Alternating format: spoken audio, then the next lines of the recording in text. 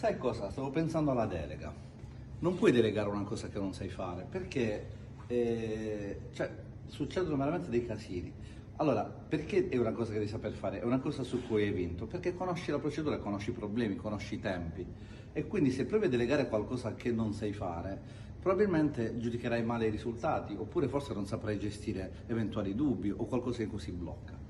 Quindi, pensando alla delega, sì, allora, se noi delegassimo potremmo avere più tempo e creiamo persone che vincono, però per farlo devi conoscere bene la cosa che stai delegando. Quindi, se non l'hai mai fatto, almeno la prima volta, fallo tu, vedi qual è il modo migliore per farlo, poi scrivi la procedura e poi la dai a qualcuno che ti possa sembrare in gamba per poterlo fare.